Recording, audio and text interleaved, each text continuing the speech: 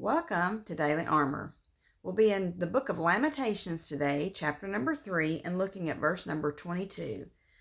Lamentations 3 and verse 22, and we'll also be dealing in 1 Samuel chapter 13 and also 2 Samuel 24. But I want to begin with Lamentations chapter 3 and verse 22, and it says, "It is of the Lord's mercies that we are not consumed, because his compassions fail not." It is of the Lord's mercies that we are not consumed, because his compassions fail not. Keeping that thought in mind, how we respond to different situations makes a difference. And we're going to look at today two people who respond to being in a predicament, being in an affliction, and they respond two different ways. We're going to look at the life of Saul for a moment, and we're going to look at David as well. So the difference between the king that the people wanted, which was Saul, and the king that God desired, which was David. Which ultimately we know that when the people were asking for a king, that they were wanting to be like everybody else. They were wanting, instead of to be God ruled, they wanted a man to go to. They wanted someone to go to. And the Lord is who we always need to go to, because man is always going to let us down. Man is always going to fail us. We're always going to fail ourselves, but God never fails. It is of the Lord's mercies we are not consumed, not of the mercy that man shows to us, not of even the mercy that we show unto ourselves, but it's of the Lord's mercies that we are not consumed, because his compassions fail not. I like that word mercy. When I was looking it up, I liked the definition, how it kind of wrapped it all up, and it's in compassion. So mercies is compassion. Tender love, but this was my favorite part of the definition. It said it was an extension of the womb. And if you just read that and don't really think about that, and I think that for a woman, that us women, we understand what that means. Whether you've given birth or not, as women, I think that we are much more prone to be compassionate, much more prone to show mercy, and have that tender love as a mother is to a child. And like I said, even if you've not given birth, you know that kind of love that you have toward a child. That even if you've not given birth to a child, you can have tender mercy on a child. And this word mercy and is relating to the Lord, and to say that it's an extension of the womb, that I am his child, and that just puts a whole different spin on the situation.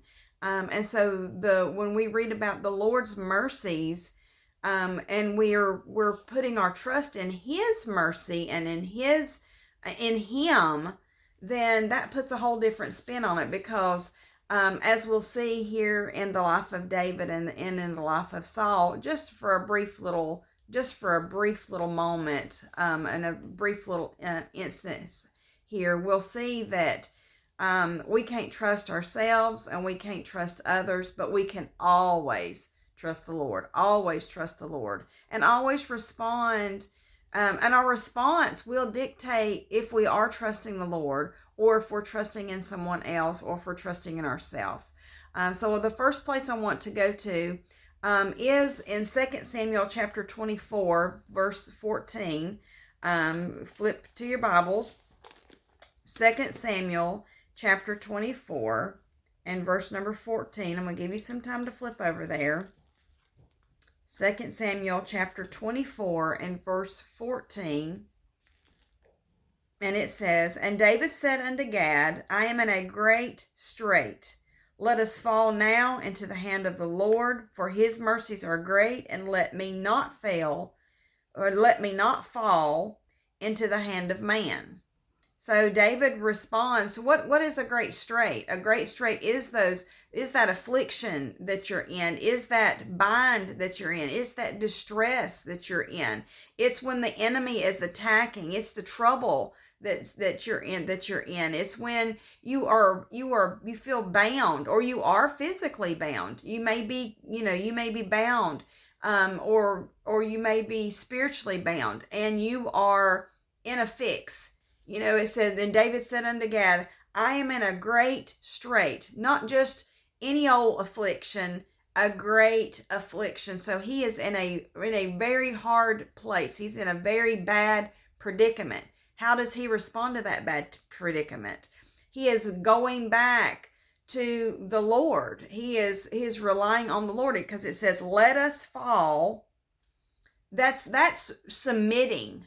Let us fall now into the hand of the Lord. Let us submit now. Let's fall before his feet. Let's put ourselves in his hands. Let us now fall into the hand of the Lord. Why? For his mercies are great.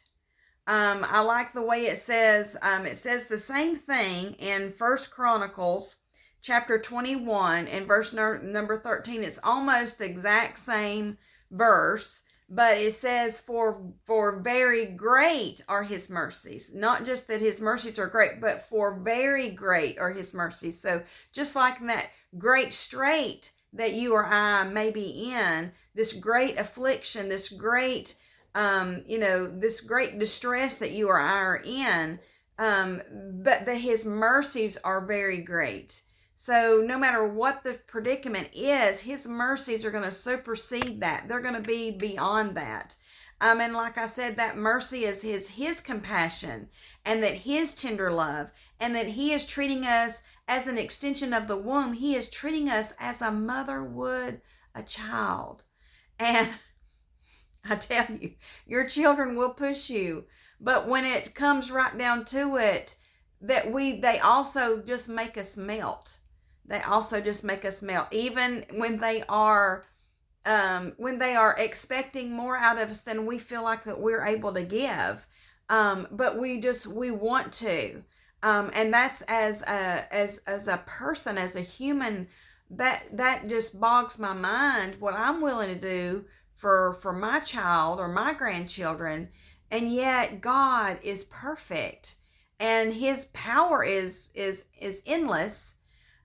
His reach is endless, and his mercies are endless. His mercies are very great. They're endless. And when we think about that, that's why David can say, let us fall now into the hand of the Lord. We are at his mercy. We are submitting ourselves unto the Lord. And it says, and let me not fall into the hand of man. And I want to add, not just the hand of the enemy which will show no mercy, the enemy that would have no compassion, the enemy that is going to treat you as if you are not even they'll treat you with like you're not even worthy of being shown any kind of compassion or mercy, like you're not even a person. But also I would say that let us not fall into the hand of ourself. When we think about man and mankind, the enemy, sometimes what we tend to do is we feel like, okay, I got to take care of it myself. I got to do it myself. Let's not do that either. David's not saying, let me handle it. He's not saying, let us handle it. He's saying, let us fall now into the hand of the Lord. They are submitting. David is submitting to God. Now, let's go to 1 Samuel chapter 13. 1 Samuel chapter 13 and beginning at verse number 5. 1 Samuel 13 and beginning at verse number 5 says, and the Philistines gathered themselves to fight with Israel 30,000 chariots and 6,000 horsemen, and people as the sand which is on the seashore in multitude. And they came up and pitched in Mishmash, eastward from Bethaven. And when the men of Israel saw that they were in a strait, The men of Israel saw that they were in a strait. There's that word strait again. There's that word affliction again. They're in a great bind. They're in a great distress. For the people were distressed. Then the people did hide themselves in caves and in thickets and in rocks and in high places and in pits. So they are in such a horrible situation that they are having to go hide. And verse number 7 says, and some of the Hebrews went over Jordan to the land of Gad and Gilead. And for Saul, he was yet in Gilgal, and all the people followed him trembling. So the people are terrified. What's Saul going to do? How's Saul going to handle this? And we see how he handles it. Verse number 8 says, and he tarried 7 days according to the set time that Samuel had appointed. So Samuel had said, wait 7 days, and I will return. But Samuel came not to Gilgal, and the people were scattered from him. So here we've got a predicament where Saul has to wait. And is he going to wait on the instructions that he's been given, that were given of the Lord? Or is he going to take matters into his own hands? Or what's he going to do? And we see what he does. Verse number 9 says, and Saul said, bring hither a burnt offering to me, and peace offering. And he offered the burnt offering. Saul had no authority to offer the burnt offering. That was only for a Levite. That was only for a priest. Samuel was the only one that should have been administering that. And he was supposed to wait on Samuel, and he did not wait on Samuel. He took matters into his own hands. He was in the people were in a strait. They were in a fix. They were in a great predicament. And yet what happened? How did Saul react to that? Did he do like David said? David said, let us fall now into the hand of the Lord, and let us not fall into the hand of man. Let's not, not even our own selves. We don't want to even take matters into our own hands. No, Saul took matters into his own hands. He thought that he knew better. He thought he could handle it. And yet he has to live with consequences, to the end of his kingdom. So it says here, and it came to pass, as soon as he had made an end of offering the burnt offering, behold, Samuel came, and Saul went out to meet him, that he might salute him. So the minute he did it, as soon as he had done what he wasn't supposed to do, Samuel shows up, ready to take care of things. And it says, and Samuel said, what hast thou done? And Saul said, because I saw that the people were scattered from me, and that thou camest not within the days appointed. He's like, we're in a fix, and everybody's scattering, and there's some terrible things going on, and then you didn't show up when you said you were going to show up. And Saul's given all these excuses. And how many times do we give excuses? Well, this didn't happen when I thought it was going to happen. Well, this situation something had to be done. And we need to be more like David, where David says, let us now fall into the hand of the Lord, for his mercies are great. And we don't want to be like Saul, who says, let's take care of it ourselves. Let's do something. Even if it's wrong, let's do something. And I think so many times that we want to fall into that trap, and it is a trap. The enemy has set a trap, and we'll fall for it if we're not too careful. But let's be more like David and rely on his mercies. Let's remember Lamentations 3:22, which is our main verse for today. It is of the Lord's mercies that we are not consumed. The Lord's mercies that we are not consumed, because his compassions fail not. Thank you for joining me, and I look forward to seeing you again soon.